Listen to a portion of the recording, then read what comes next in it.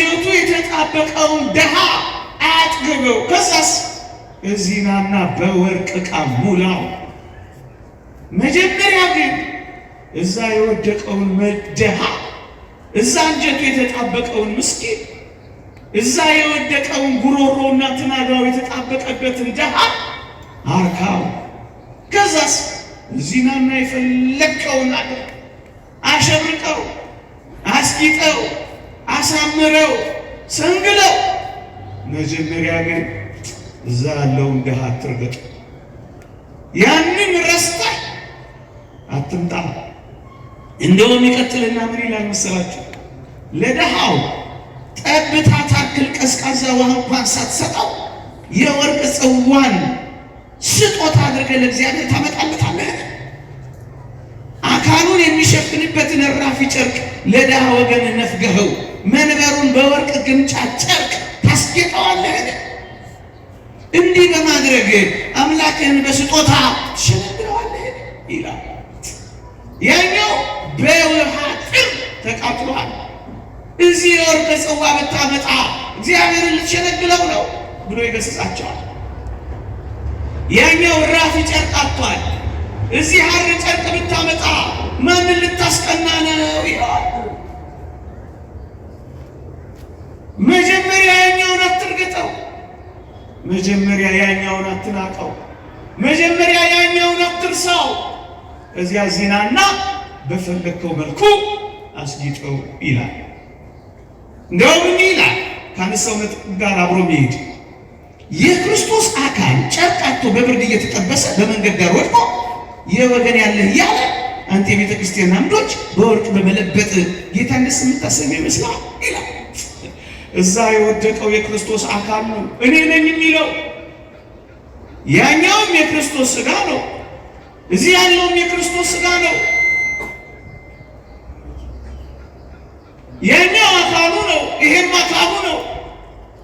ያንን እራፊ ጨርቅ ነፍገኸው ይሄንን ደግሞ በሐር ጨርቅ ብታስጌጠው ጥቅም ምንድን ነው የሚለው? አያችሁ፣ ሁለቱን ያነጻጽራል ያልኳችሁ ለዚህ ነው። እዩ፣ ያኛውን አካሌ እኔ ነው የሚለው። ብራ እኔ፣ ብጠማ እኔ፣ ብታረዝ አላለበስከኝም እኔ ነው የሚላቸው ድሆች።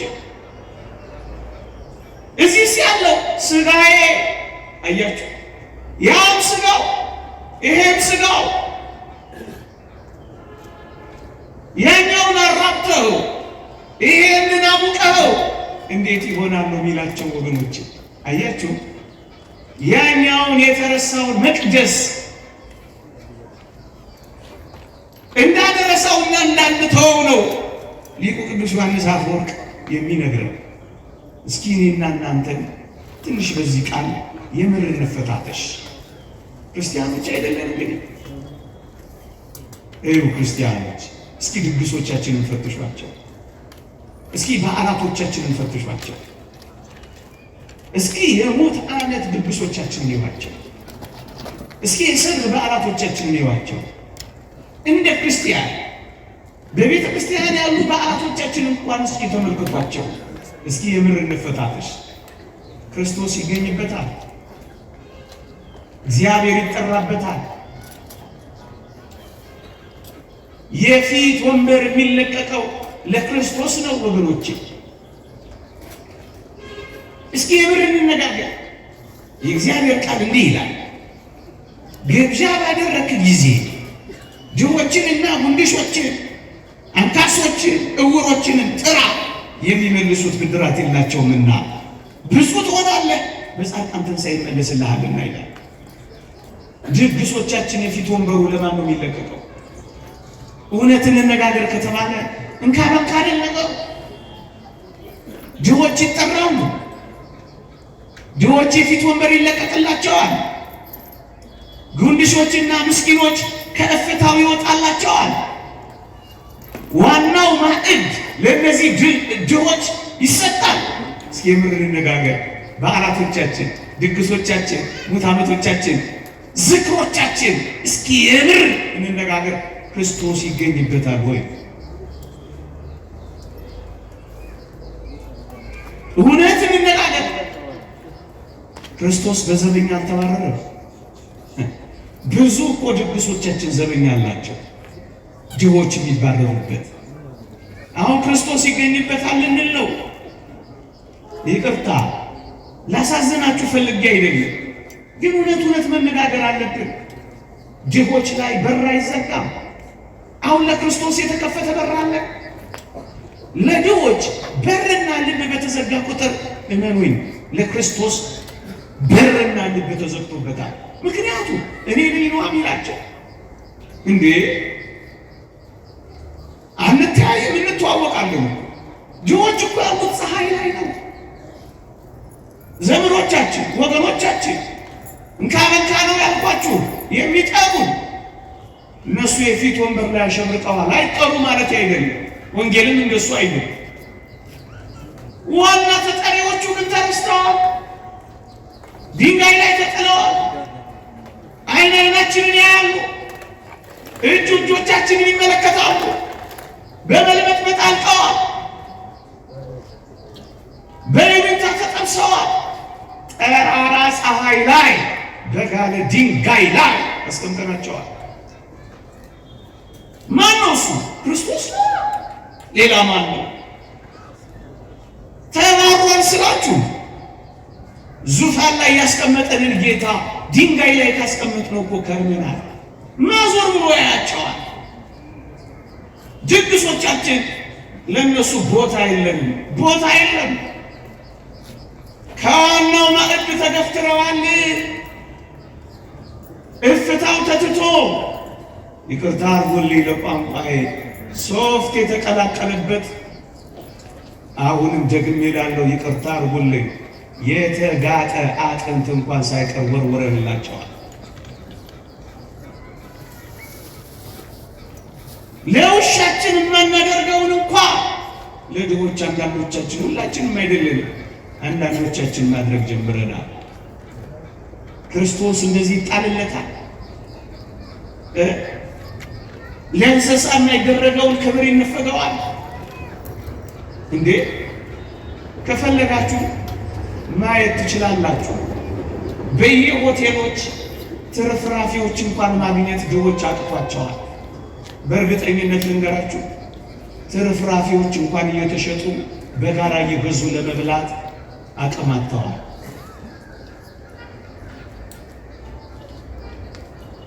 ትርፍራፊ እንኳን እስኪሸጥ ድረስ በከተማችን ሆኗል። የታል ታዲያ ወንጌል? የታል ታዲያ ክርስትና? የታል እውነታችን ወገኖቼ?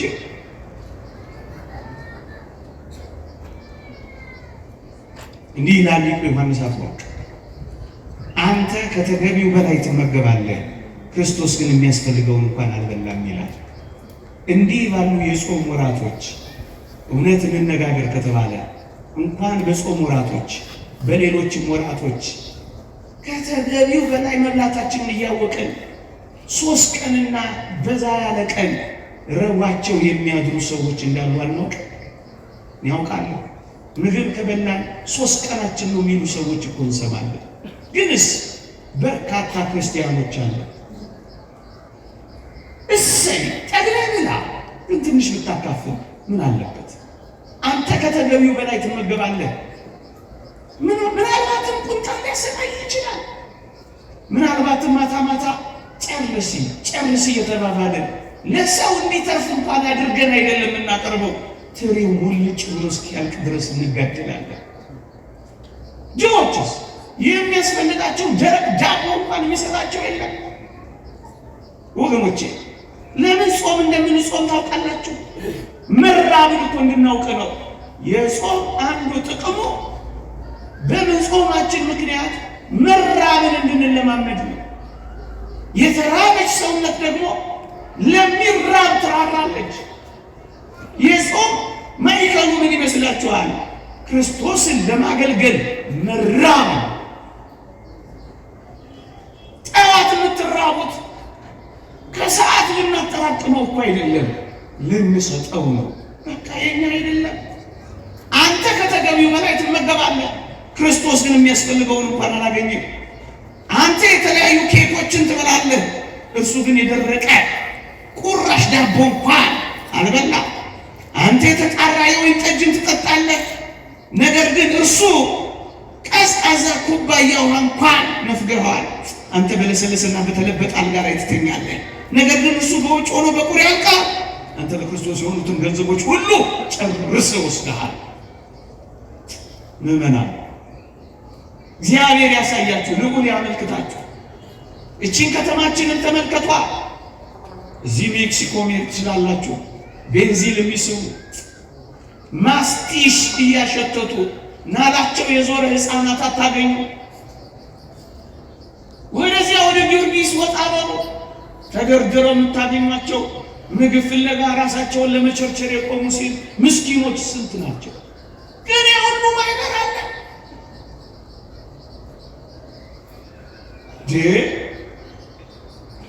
ስንቶች ናቸው ናላቸው የዞረው?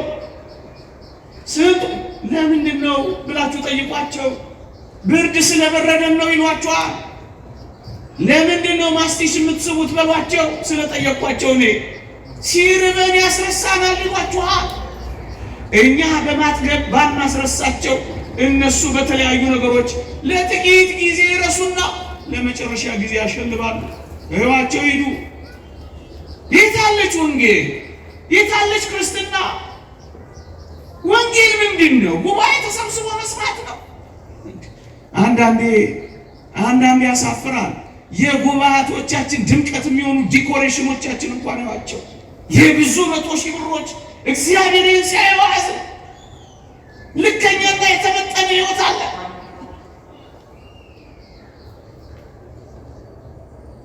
እሰይ በለሰለሰና በአማረ ፍራሽ ላይ ተኛ። ግን ቢያንስ አንድ ብርድ ልብስ ጣል የሚያደርግለት አለ። ክረምት አዲስ አበባ ውስጥ የሚሞቱ ብዙ አረጋውያንና ሕፃናት እንዳሉ ታውቃላችሁ። ስታቲስቲክስ አንብቤ ነው የምነግራችሁ፣ ዝም ብዬ አይደለም። ለምን? ዝናብ ይወርድባቸዋል። ጅቦችን የምናስጠልልበት ቤት የለንም። አንድ ሰው ነው እየታገለ ያለው ታውቃላችሁ። ውርጩ፣ ጎርፉ፣ ዶፉ ይወርድባቸዋል። ከዛስ ያሸልባሉ። እንደውም እኛ እኮ አንዳንዴ ግፈኞች እንሆናለን። በጣም ደስ የሚለን መተኛት ዝናብ ሲመጣ ነው። ያኔ ነው ለሽ ብለን የምንተኛው። ዝናብና ዶፍ ሲመጣ ያኛውን ምስኪን እግር ማሰብ ነው።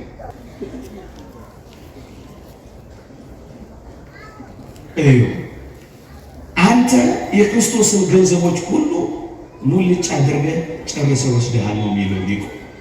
ወገኖቼ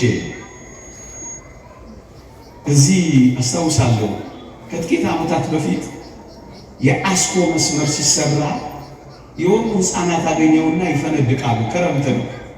ምን ሆናችሁ ነው የምትፈነድቁት አልኳቸው። ወደዛ አካባቢ ስራ ነበር። እንዴ ጋሼ ክረምት እኮ ነው እንዴት አንፈነድቃሉ? ምን ነው አልኳቸው። ይኸውልህ መንገዱ ሲሰራ ትልልቅ ቱቦ መንገድ ላይ ይነጠፋል አሉ። እሺ አልኳቸው። ይኸውልህ ዶፉ ቢወርድ ጎርፉ ቢመጣ እኛ ይሄን ትልልቅ ቱቦ G+1 እንገነባበታለን አሉ። ማለት አልኳቸው። ውስጥ ገብተን እናድራለን። ከዛስ ክረምቱን እንወጣለን አለ። ክርስቲያኖች ክረምት ብርድ ልብስ የምታለብሱ ክርስቲያኖች አላችሁ። ክረምት የሚያፈስ ቤታቸውን የምትጠግኑላቸው ጎረቤቶች አሏችሁ። ይህ ርስቂ ክርስትና ቤት ውስጥ፣ ክርስትና ጎረቤት ጋር፣ ክርስትና መንገድ ላይ፣ ክርስትና አካባቢ ላይ አለ እንዴ! ማንንም ለማሳቀቅ ፈልጌ አይደለም። ከእንግዲህ በኋላ የምናገረውንም ቃል በንጽጽር ለማስቀመጥ ያክል እኛ የመኪና ቤት አለን። እሱ ይኑረን፣ ጥሩ ነው። ብዙ ድሆች ግን ቤት የላቸው። ሸለቤት ያደረጉት ክረምት ብርድ ልብስ የምታለብሱ ክርስቲያኖች አላችሁ። ክረምት የሚያፈስ ቤታቸውን የምትጠግኑላቸው ጎረቤቶች አሏችሁ። ይህ ርስቂ ክርስትና ቤት ውስጥ፣ ክርስትና ጎረቤት ጋር፣ ክርስትና መንገድ ላይ፣ ክርስትና አካባቢ ላይ አለ እንዴ! ማንንም ለማሳቀቅ ፈልጌ አይደለም። ከእንግዲህ በኋላ የምናገረውንም ቃል በንጽጽር ለማስቀመጥ ያክል እኛ የመኪና ቤት አለን፣ እሱ ይኑረን፣ ጥሩ ነው። ብዙ ድሆች ግን ቤት የላቸው፣ ሸረሪት ያደራባቸው፣ ዕቃ የከመርንባቸው ብዙ ሰርቪስ ክፍሎች አሉት። አንድ ድሃ ግን አያስጠልሉልንም። መኪናችን አጣሪ አላት፣ ድሆች የሚታጠቡበት ቤት እንኳን የላቸው። በጎርፍ በቆሻሻችን ነው የሚታጠቡት። ይቅርታ አድርጉልኝ። ይህኛን ቆሻሻ ያጸዳ ውሃ ለነሱ ቆሻሻ ሲሆን እኮ አይተናል።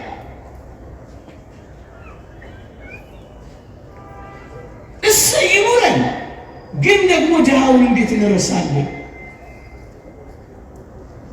አስታውሳለሁ ኤፍኤም የሚባል ሬዲዮ ላይ የሰማሁት የዛሬ 9-10 ዓመት ሊሆን ይችላል።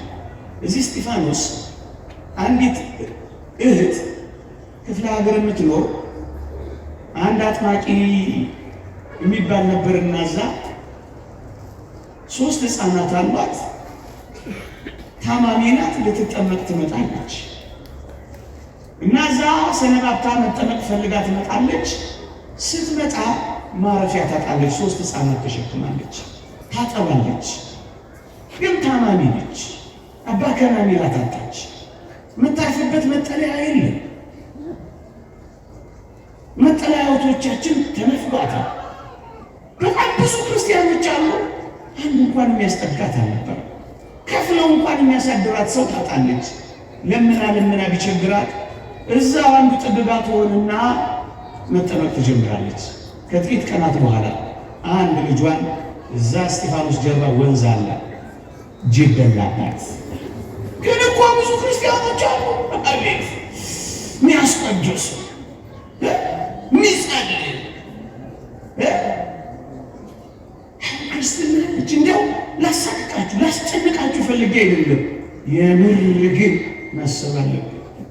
በዚህ ዘመን እንዴ የሚያከራዩ ተከራዮች በሆኑበት ዘመን፣ ጻዕዳ የለበሱ ሰዎች ከል በለበሱበት ዘመን፣ ኑሮ በጣም እየከበደ 3 የሚበሉ 1 መብላት ባቃታቸው በዚህ ዘመን፣ ዓለም በሙሉ ተረባርቦ ድሆችን ለመፍጠር በሚታገልበት በዚህ ዘመን ቢያንስ ክርስቲያኖች እያንኳኳን መመካከር የለብን? በልተሃል ወይ? በልተሻል ወይ? እዛ ህንድ ማላንካራ የምትባል ቤተክርስቲያን አለች፣ የኦርቶዶክስ ቤተክርስቲያን። የመጀመሪያው ጥያቄያቸው ቁርስ በልተሃል? ምሳ በልተሃል? እየሰማችሁ ነው? ደህና ውለሃል አይደለም እኮ የሚሉት፣ በልተሃል ወይ? በጣም ብዙ መከራ ስላሳለፉ የትኛውንም ሰው ሲያገኙ በልተሃል? ምን ነው እንደዚህ ብንባባል በዚህ ዘመን? ረሃብ የለመደ ሰውነት ያላቸው ብዙ ናቸው። አንዳንድ እህቶች ይላሉ እኔስ እችለዋለሁ፣ ልጄም ረሃቡን እየለመደችልን ነው የሚሉ እንሰማለን። ወገኖቼ ቢያንስ 3 የምንበላ አንዱን ለሰው አንሰጥም። የታለች ጾም? የታለች ወንጌል? የታለች ፍቅር? የታለ ክርስቶስ? ክርስቶስ ከኛ ጋር አለ። ከጾም ጋር ካልተደረገ የታለ ጾማችን? የተወደዳችሁ ኦርቶዶክሳውያን ቁም ሳጥናችን በእርግጠኝነት በመቀየሪያ ልብሶች ተጨናንቋል። ይሁን እሺ፣ ጥቂት መቀየሪያ ልብሶች ይሁኑ። ቢያንስ አንድ ልብስ እንኳን ለድሆች የምናካፍለው የለም። እሺ ዕቃ ይበርክትልን፣ ጥሩ ነው ይሁን፣ ይሄን መጥፎ አይደለም። ግን ልዋጭ ከምንቀይርባቸው ዕቃዎች አንዱን ልብስ ድሆች እራፊ ጨርቅጣል አናረግም። ብዙ በምንለብሳቸው ልብሶችና ጌጦች ብዙ ድሆችን ማስቀናት አለብን። እውነት እንነጋገር ከተባለ ድሆች ፀሐይና ብርድ ይፈራረቅባቸዋል። አንዳንዶች በሞዴል መፈራረቅ ተጨናንቀናል። ግማሹን ብርድ፣ ግማሹን ሞዴል፣ ግማሹን ብራንድ፣ ያጨናንቀዋል። ይሁን እሺ እናድርግ፣ መጥፎ አይደለም ክፉ አይደለም ማለት ግንስ በመጠን አይሆንም። እንዲህ የሆነ የሚቀጥል ይመስላችኋል?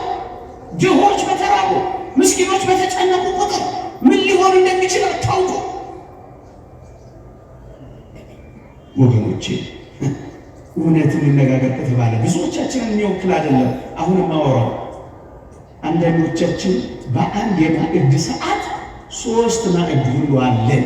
ግፈኛ ካልሆነን በቃ ስታርተር የሚባል አለ፣ ለዋናው ማንሸርሸሪያ ሆድ ማዘጋጃ ቀለል ማለት ስታርተር የሚባል ከዛስ ዋና ማዕድ ይመጣል። ደግሞ እሱ በርከት ይላል፣ እሱንም እናነክታለን። ከዛስ አስጀምረን ከዋናው ማዕድ ቀምስ፣ ከዛስ ደግሞ መበተኛ ደግሞ ይዘው ሄዱ እኮ አትፈልግም። ዴዘርት ነው የሚባለው። በቀን አንድ ጊዜ የሚበላ በ3 ቀን አንድ የሚበላ ባለበት በአንድ ሰዓት 3 ቀን በዚህ ዘመን አለልከኛ ነው። በመጣ ግን አላሁን እንኳን የምናካፈው ቴካዊ አድርገን ወስደን ብንሰጠው እሺ ሁሉ አናድርግ። በወር አንድ ድሃ ምን መጸውተ የለም። በቀን ተውት፣ በሳምንት ተውት፣ በወር አንድ ድሃ ቤታችሁ ይጎበኛል። ክርስቶስ ይመጣል። ይመጣል ነው ቤታችሁ ክርስቶስ አለ ወይ? የታለች ወንጌል? የታለች ሕይወት? ወገኖቼ የታለች? እውነትን እንነጋገር ከተባለ እንዲህ ይላል አንድ ሊቅ፣ ክርስቶስ በረሃብ ምክንያት ለሞት ከተቃረበ በጌጣጌጥ ያሸበረቀው ማንነት ላንተ ምንድን ነው ይላል። አዎ ፍቅር ማለት እኮ ይሄ ነው፣ መስጠት። ክርስቶስ በረሃብ ምክንያት ለሞት ከተቃረበ ያንቺ ወርቅ ምንድን ነው ቤቴ? በቀደም አንዲት ሴታችን በዚህ መቄዶንያ የስጦታ መርሃ ግብር ፀሐይ በልቷል፣ ጉልበቷ ከርቷል። ከልጅነት የሰበሰበችው ወርቄ ለነሱ ነው። ወንጌል ማለት ይሄ ነው።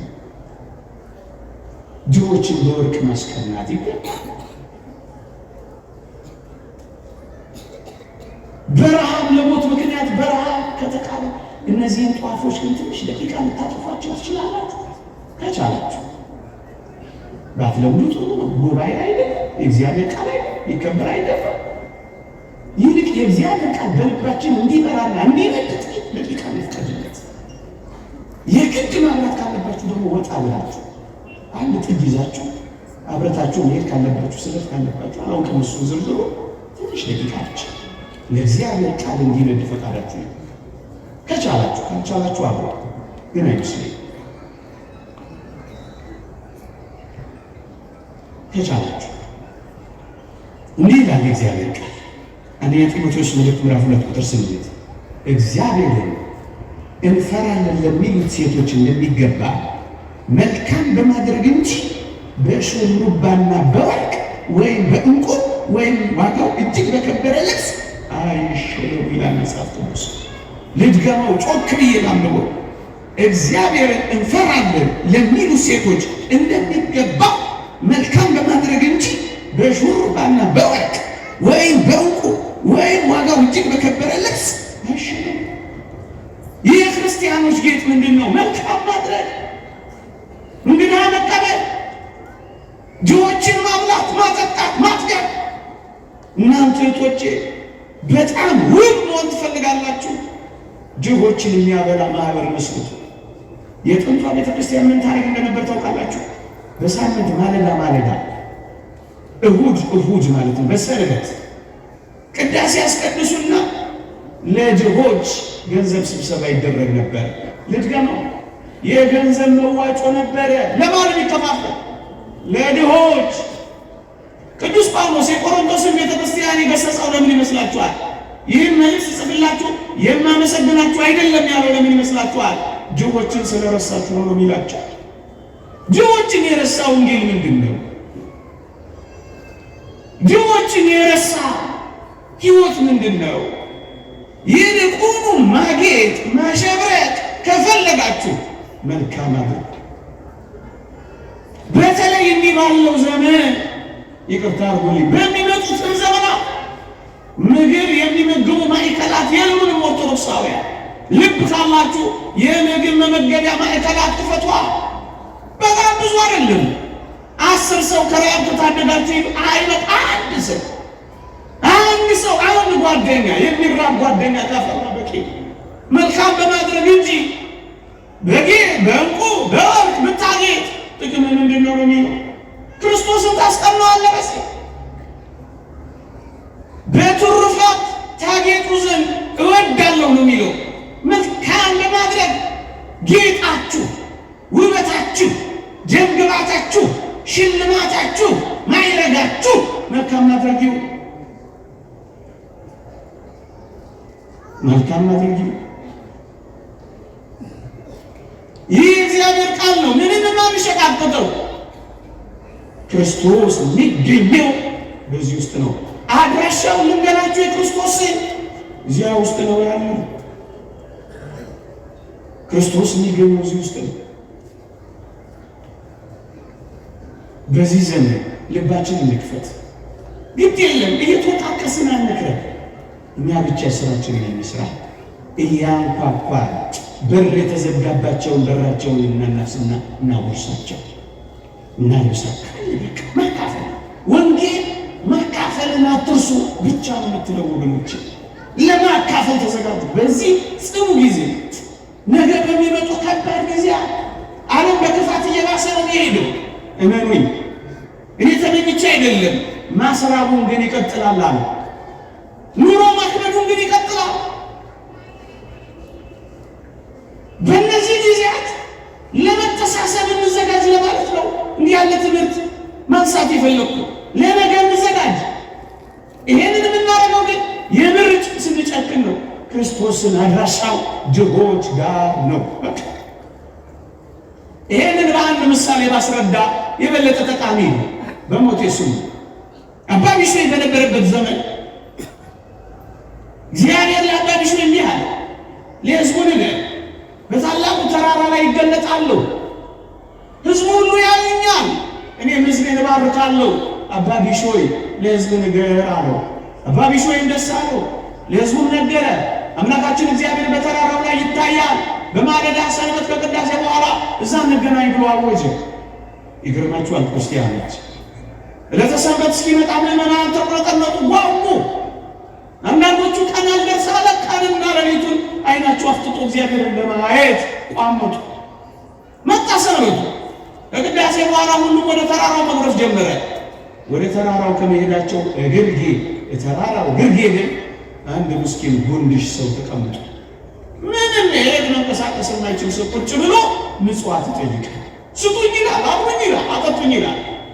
ያ ሁሉ ክርስቲያን ክርስቶስን ለማየት የሚፈልገው ያን ምስኪን ድሃ የሚጠይቀውን ጥያቄ ማለስ ነው። እየሰማችሁ? ሁሉም ወደ ተራራው ይወጣል። ምን ለማድረግ? ለማየት፣ እግዚአብሔርን ለማየት። ድሃው ይማጸናል። ድሆችን የሚሰሙበት ጆሮ ግን የላቸው። ድሆችን የምትሰሙበት ጆሮ አለ። አንዳንዶቻችን መኪናችንን እንዘጋለን። አንዳንዶቻችን በራችን ገርበብ ያለ አይደለም። አንዳንዶቻችን ለጩኸታቸው ትኩረት እንኳን አንሰጥም። ይህ ያለን እንኳን ለምዶብናል። እግዚአብሔር ይስጥ ብለን ነው የምናስባቸው። እየቻል ወሬ እንዳይቋረጥልን የነፈግናቸው ድሆች ስንት ይሆኑ? አቤት! ክርስቶስን እንደ ነገሩ ማባረር ያሳዝን።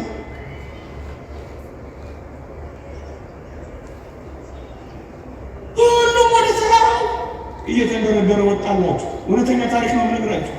መጨረሻ ላይ የመጣው አረጋዊው አባ ቢሾይ ነበር ወደ ተራራው ለመውጣት። ህዝቡ ሁሉ ከወጣ በኋላ ስዕሉን ብታዩት ያሳዝናችኋል። መቋሚያውን ይዞ የተራራው ግርጌ የደረሰው አባ ቢሾይ ነበር። ከዛ ምን ሆነ መሰላችሁ? ያ ጉንድሽ ምስኪን ሰው አባቴ ሆይ የት ነው የምትሄደው አለው። ዛሬ እግዚአብሔር አምላካችን በተራራው ላይ ይገለጥልናል። አምላካችንን ለማየት ነው የሚሄደው አለው። አባቴ እባክህ እኔም አምላኬን እንዳይፈቃድ ይሆን ይዘኸኝ ሂድ አለው። በእውነት ስዕሉን ተመልከቱት፣ እንዴት ይደንቃል! በተጋድሎ በጎበጠ ወገቡ፣ በተጋድሎ በደከመ ሰውነቱ፣ በተጋድሎ በተንቀጠቀጠ ጉልበቱ ዝቅ አለና ይሄን ጉንድሽ ተሸክሟል። ጽኑት እንዴት ያሳዝናል። ከዛስ ተራራውን ተጋፈጠዋ መቋሚያውን ምርኩዝ አድርጎ። እናንተ ክርስቲያኖች የተሸከማችኋቸው ሰዎች አሉ። ስንቶችን ተሸክማችሁ ይሆን? አውቃለሁ ኢትዮጵያውያን ሰውን እንደምንሸክም እናውቃለን። ልክ ነው።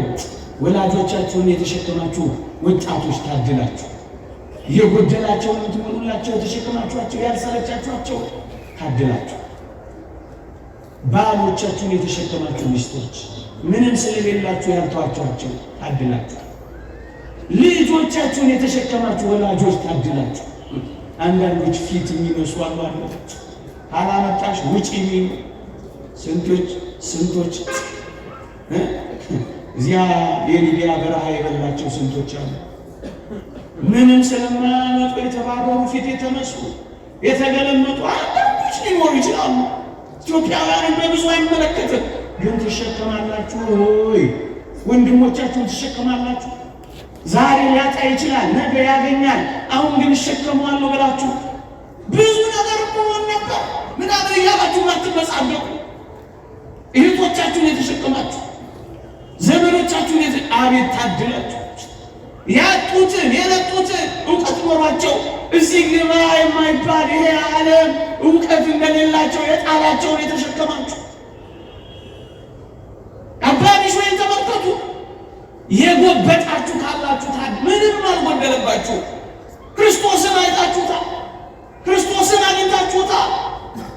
በእርግጠኝነት ነው የምንላችሁ። በርከክ ብላችሁ ተሸከሙ።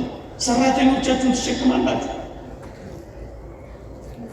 ተውት ልጆች፣ አጠገባችሁ ያሉ ምንም የሌላቸውን ሰዎች ትረዳላችሁ ወይ?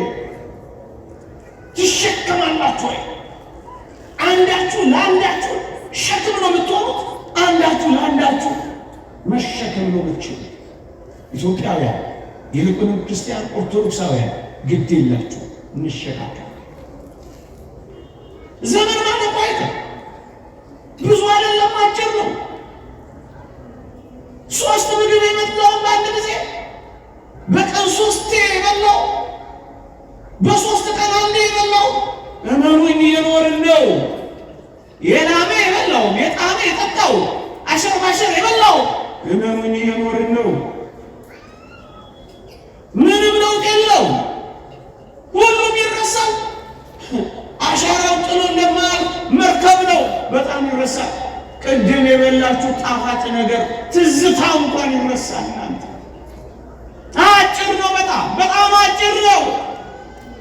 ይሄንን ላሳያችሁ አጭር እንደሆነ የአንድ ምግብ የአይን ውበቱ ስታዩት ያለው ውበትና የምግብ ግርማ ሞገሱ በእጃችሁ ጠቅልላችሁ አፋችሁን እስክትጎርሱ ድረስ ነው። ከዛ በኋላ ታዩትም ለእይታ በጣም አጭር፣ ለእይታ ብቻ እንዳይመስላችሁ ለጣዕም እንኳን በጣም አጭር ነው። ወይ ሲጣፍጥ በጣም አጭር። ከየት እስከ ከምላስ እስከ ጉሮሮ ነው።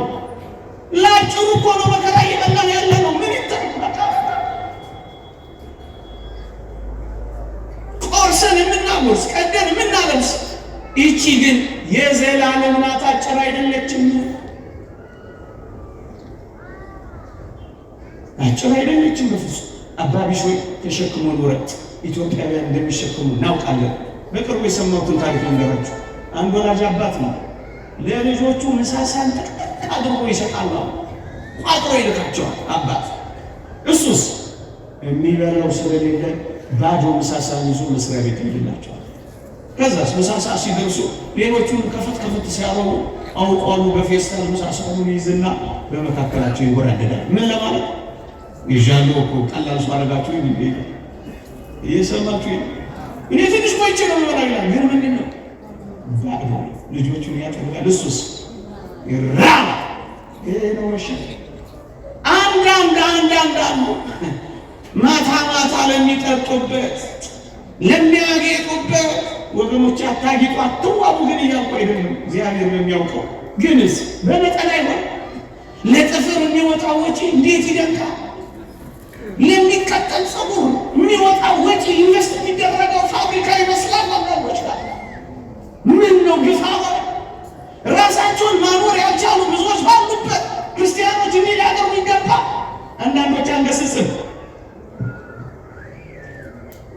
እንዲህ አይነት ደግሞ ወላጆች አሉ። እጃቸውን ሻካራ አድርገው እየተንቀጠቀጡ እየሰሩ ልጆቻቸውን የሚያጠኑ ታድለው። እነሱ በበረሃ በብዙ ተቃጥለው ወላጆች ልጆቻቸውን ሰማይ ያደረሱ ደግሞ የሚመሰገኑ አሉ። አቤት ታድለው! አቤት ታድለው! መሸከም ማለት ይሄ ነው። ንስሐ አባቶች ልጆችን መሸከም፣ የልጆቻቸውን ረሃብ የሚያውቁ ንስሐ አባቶች የልጆቻቸውን ረሃብ መሸከም አለባቸው። የአንደኛው ልጃቸውን ጥጋብ ያውቃሉ፣ የአንደኛው ልጃቸውን ረሃብ ያውቃሉ። እንዳይጠግብ በልኩ እንዳይራብ ደግሞ በመጠኑ አከፋፋይ ሊሆኑ የሚገባቸው ንስሐ አባቶች እዚህ ላይ ሊሰሩ ይገባል። በባዳቸው ዳቦ ይዘው የሚዞሩ ካህናት እንዳሉ እንሰማለን። ለተራቡ ልጆቻቸው የሚያበሉ ወንጌል ማለት ይሄ ነው። ሌላ ወንጌል ምንድን ነው? አሁን ይህንን ያወራነውን ሁሉ አንድ ሰው ካልኖረበት ምን ትርፋል?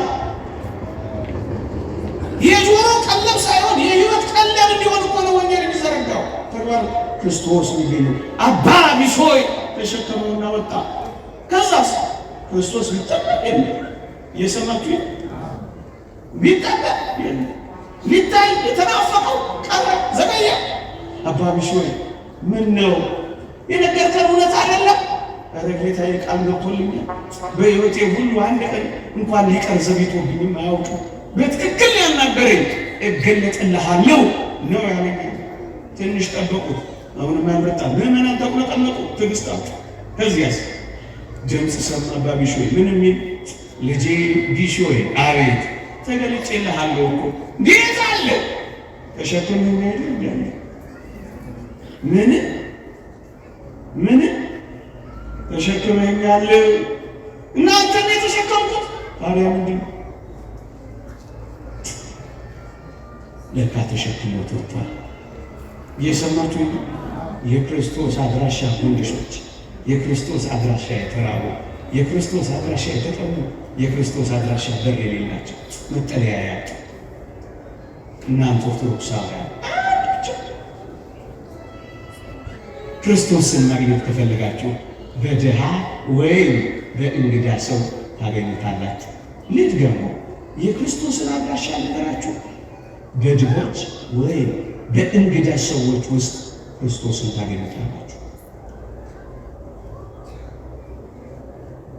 ይህ ሰውዬ ምንድን ነው የሚያወራው ልትሉ ትችላላችሁ። አንዳንዴ እንደው ተሳስተው ይህንን ቃል የሚሰሩ ደስ በማያሰኝ ሕይወት ውስጥ የሚኖሩ ሰዎች እስኪ ይስሙት። እኔ በቅርቡ የሰማሁት ልቤን የነካኝ ታሪክ ነበራቸው። ማውቃት ልጅ ነው እና በብዙ ተጋድሎ ነው የኖረችው። ከመናፍስት ጋር ትታገል ነበር። እንዲጠቅም ብዬ ነው እንጂ ወሬ ማውራት ፈልጌ አይደለም። ግን አንዳንድ ጭካኔያችን ከፍ ይላል። በብዙ ተጋድሎ ነው የኖረችው። የጻድቁ አባታችን ጋር በተክለ ሃይማኖትን በዓል ለማክበር ደብረ ሊባኖስ ትሄዳለች። ከብዙ ተጋድሎና መከራ የተነሳ የስኳር በሽተኛ ሆናለች። ኢንሱሊኑን ይዟ ነው በቦርሳዋ የሄደች። ብቻዋን ታግላ ስለምትኖር አባከና ሚላት ስለሌለ ትርፍ ብር የላት። በዓል እያከበረች እያለ ቦርሳዋን ትሰርቃለች። እንግዲህ የሚሰርቀው ትርፍ ያለው ሰው ነው። እሷ የመጨረሻ ትርፏ ኢንሱሊኗ ብቻ ነው። ትራንስፖርት የላት። ገንዘቧን በቦርሳዋ ትንሽ ናት፣ ትወስዳበታለች። የምትወጋው ኢንሱሊን ለዛይ ሰዓት ማግኘት አለባት። ይችላል የት ትሄድ ደግሞ የቆመች ልጅ ስለሆነች እንዴት አድርጋ ብትለምን ማን ሊያምናት ይችላል? እንደኔና እንደናንተ ናት ልጅቷ ስቆጣኝ። ብዙ ልብስ የሸፈናቸው ምስኪኖች ይባል። ምናልባት እዚህ ውስጥ ይህን ስናገር በእርግጠኝነት እየተራቡ የሚሰሙ ሊኖሩ እንደሚችሉ ገምታለሁ። እግዚአብሔር ያስባቸው። ከዚያስ እቺ ልጅ አመሻሽ ላይ አልቻለች። ምን ሆነች? መወጋት እያለባት ስላልተወጋች ሞተች። እዚያው ተቀበለች። ምን አይነት እነሱ ስኳር ለመብላት ሲሉ የስኳር መድኃኒት ያለውን ኢንሱሊን የሚሰጡ ሌቦች ጋር አብረን እንኖራለን። ለቅምጥልነታቸው ሲሉ ልጆቻቸውን የሚያሳድጉ በጣም ብዙ ቅምጥል ወላጆች አሉ። ማታቸውን ውስኪያቸው ላይ እያመሹ ልጆቻቸው ላይ ማታ ገብተው የሚጀፉ በጣም ቅምጥሎች አሉ። ልጆች ተበተኑ አልተበተኑ ምንም አይመስላቸው አፈር አይንካኝ የሚሉ እቺ ዶሮ የቺን የሚሉ ቅምጥሎች አሉ። እንኳን ሌላው አፍንጫቸው ስር ያለው ልጃቸውን እንኳን ማያዩ። ግን አንተ ምን እያልክ ነው? እኛ ራሳችን ድሆች አይደለን ልትሉ ትችላላችሁ። እውነት ነው። ምንም ላይኖረን ይችላል። ከየት አምጥተን ነው እንድናካፍል የምታወራው ልትሉ ትችላላችሁ። ምንም ላይኖረን ይችላል። ሊቁ ቅዱስ ዮሐንስ አፈወርቅ እንዲህ ይላል፣ ቢያንስ 2 ዲናር አለ ይላል። ታስታውሳላችሁ? ያቺ ሴት 2 ዲናር ብቻ አላት። እሷን በምኩራብ ሙዳየ ምጽዋት ውስጥ ስትጥል አያት። በጣም ብዙዎች አሉ እኮ። የክርስቶስ ዓይንም ልብ የሚያረፈው ግን ከጉድለቷ የሰጠችው ሴት ነው። እውነት ነው፣ ጎሎብናል። በዚህ ዘመን ነገር ሁሉ አስማት ሆኖብን ሊሆን ይችላል። እመኑኝ፣ በፍቅር ስንሰጣጥ ግን ይበዛልናል። መጽሐፍ ቅዱስ እንደዚህ ነው የሚለው፣ እየነቀነቀ እየተቀጠቀ በቅፋችሁ አስታቅፋችኋል ነው የሚለው። ስትሰጡ ይበዛላችኋል። የመስጠት ሂሳብ በእግዚአብሔር ዘንድ ይሄ ነው። ስትሰጥ ይጨመራል። በማቴማቲክስ ማካፈል መቀነስ ነው። በክርስቶስ ዘንድ ግን ማካፈል መደመር ነው። ይሄንን አረጋግጡ በሕይወታችሁ። በማቴማቲክስ መቀነስ ማጉደል ነው። በክርስትና ግን ቀንሶ መስጠት ማባዛት ነው። ማብዛት ከፈለክ ይሄንን ቀንሰው። ስስተኛ ንፉጋቱ ቆልለው በአካውንት ብታስቀምጠው ምን ይሆናል? ጥቂት ጥቂት አካፍለው። ሁሉን እንኳን ጨርሰ ለፍጽምና ባደርስ እንኳን ጥቂት ጥቂት አካፍለው። አይንህ እያየ መድኃኒት መግዣ የሆነው ምን ሆነ ነው? ፋርማሲ ብትሰለቀው፣ ዳቦ ለተሰለቀው ብትሰጠው እንዴት አይነት በረከት ነው! ምን ሆነ ነው ካላችሁ 2 ዲናር አለ ይላል ሊቁ ዮሐንስ አፈወርቅ። ምን ይላል? ድህነት የቱንም ያህል ቢሆን 2 ዲናር የለህምን? 2 እግሮች አሉ ድሆችን እይበት፣ 2 ዓይኖች አሉ ድሆችን እይበት፣ 2 እግሮች አሉ ሕሙማንን ጠይቅበት። ቢያንስ ቃል ያለህ የተገፉትን አስጠጋበት። ቢያንስ እግር አለ ጠይቅበት። ክርስቶስ ጠይቀው ታወቋል። በየጎረቤቶቻችን በር የተዘጋባቸው ተባያቸውን አራግፈው መቁረብ የሚፈልጉ ስንቶች አሉ። ማይበራት ካላችሁ እናቶች ተደራጅታችሁ ሰፈራችሁ ውስጥ ይህንን ጽድቅ አትሰሩም? ጽድቅ አፍንጫችን ስራ አይደለም? እይበት፣ ጠይቅበት፣ አስጠልልበት። ቢያንስ 2 ዲናር አለ። ምንም ነገር ባይኖረን 2 ዲናር አለ። የተወደዳችሁ ኦርቶዶክሳውያን፣ ሀብት የሚባለው በኪስ የሞላው በቦርሳ የታጨቀው በጎተራ የተከተተው በአካውንት የተቀመጠው ብቻ አይደለም። ይሄ አይደለም ሀብት። እና ሀብት ምንድን ነው ካላችሁ፣ ወይ በጉልበት በበዛችሁ አገልግሏቸው። ምንም የለም ተላላካቸው፣ ጉዳይ አስፈጽምላቸው፣ ቤት አስጅላቸው፣ ልብስ ቀቢላቸው። ጽድቅ ይሄ ነው። ቅድስና ይሄ ነው። ተጋድሎ ይሄ ነው። ምናኔም ሊሆን ይችላል። ይሄ ነው ወገኖች። ቤት ሞልቷቸው ሰው የራባቸው ስንት ናቸው? ይናጣው ሰው ይናፈቃቸዋል። መብል ሞልቷቸው ፍቅር የራባቸዋሉ። ፍቅር ስጧቸው፣ አዳምጧቸው። እፊት ጥሬ ሞልቷቸው አስታዋሽ ልብ የተነፈቃቸው ስንት ናቸው? ጆሮና ልብ ስጧቸው። ምጽዋት እኮ ይሄን ነው። ስንቶች የሚያዳምጣቸው የሚተነፍሱበት አጥተው፣ ስንቶች ተሸኝተዋል፣ ስንቶች ደም ብዛት፣ ስንቶች ስኳር፣ ስንቶች ተንጠልጥለዋል፣ ስንቶች መስጠጥተዋል፣ ስንቶች ተስፋ ቆርጠዋል። ይታከማሉ ስትሰሟቸው። ገንዘብ ኖሯቸው ጆሮ ለተነፈጋቸው ጆሮ ሆኗቸው፣ ሐዘን ሰምሯቸው የልጅ ሐዘን፣ የማጣት ሐዘን ሰምሯቸው ጥቂት ማስታወስ ከሰጠናቸው። እውቀት ያላችሁ ብር የሌላችሁ የድሆችን ልጆች አስጠኑበት፣ ቱቶር ስሩበት። በሳምንት 1 ሰዓት አስጠናበት። ምጽዋት ነው፣ ስጣቸው። እስኪ ጠይቃችሁ ዮሐንስ አፈወርቅ የሚጠይቀውን ነው። ተአምራት ማድረግ ይበልጣል ወይስ ምጽዋት መስጠት ይበልጣል ብዬ የምጠይቃችሁ እርግጠኛ ነኝ ብዙዎቻችን የምንናፍቀው ተአምራት ማድረግ ወይም የእግዚአብሔርን ቃል መስበክን ነው። እጅግ የሚበልጠው የእግዚአብሔር ጸጋ ግን ምን እንደሆነ ታውቃላችሁ? ስጦታ መስጠትን ነው፣ ምጽዋት መስጠትን። ትልቁን ጸጋ ነው ዛሬ የምናወራው፣ ትልቁን ወንጌል። ለምን መሰላችሁ? ሲያስተምር ተአምራት ስታደርግ አንተ ከእግዚአብሔር ትበደራለህ ይላል። ምጽዋት ስትመጸው ስጦታ ስትሰጥ ግን አንተ እግዚአብሔር አበዳሪ ነህ ይላል። ታዲያ ማን ይበልጣል? አበዳሪ ተበዳሪ። በቃ ከጸጋ ወደ ጸጋ ከኃይል ወደ ኃይል ያሸጋግራችኋል። ምክንያቱም እንዲህ ስለሆነ አለ ቢያንስ እግር አለ፣ ቢያንስ ዓይን አለ፣ ቢያንስ ጣት አለ፣ ቢያንስ ጉልበት አለ፣ ቢያንስ ወዝ አለ፣ ቢያንስ ምን ሰራ ጥቂት ነገር አለ። የለንም እንዳትሉ። ደግሞ ብዙዎቹ የሚፈልጉት ፍቅር ነው ታውቃላችሁ። ያጠግባቸዋል፣ አስታዋሽ ያጠግባቸዋል። ከሁሉ በላይ የሚሰራቸው የሚበሉት የሚጠጡት ማጣታቸው አይደለም፣ ፊት ማዞራችን፣ መስኮት መዝጋታችን፣ ሽታቸውን መጥላታችን፣ አባከና ለማለታችን እሱ ይሰራቸዋል። ክርስቶስን እንደዚህ አናድርግ። ሀብት ካለስ አሁን ምንም ነገር የለንም ለምንል ሊነገርኳቸው የሆነ ነገር ካለስ የሆነ ነገር እግዚአብሔር በሀብት ላይ ተሾመስ እግዚአብሔር ጥቂት ነገር ከሰጠሽስ እንዲህ በሉ ይላሉ ሊቃውንት። በሀብት ላይ እግዚአብሔር የሾመኝ እኔ እንዳከፋፍልለት ነው። አከፋፋዮችን እደግመዋለሁ። የክርስቶስን ገንዘቦች ሁሉ ለእኔና ለእናንተ ጭርስ አድርገን እንድንወስድ አይደለም፣ እንድናከፋፍል ነው እግዚአብሔር ይሰጥ። ይሄው እኔ አሁን ትንሽ ያለችኝ እየመጸወትኩ አይደል? ደግሞ እናንተ ትመጸውታላችሁ። እግዚአብሔር ሁሌ ይሰጠን የለ ካለ ሁሌ ትሰጣለህ። ዛሬም ነገር እግዚአብሔር ዛሬም ነገር እየሰጠ አይደለም። ፀሐይን በቀን ጨረቃን በሌሊት ውሆችን ነፋሳትን ሁሉ ጊዜ እያበላ ሁሉ ጊዜ እየሰጠ አይደል እንዴ?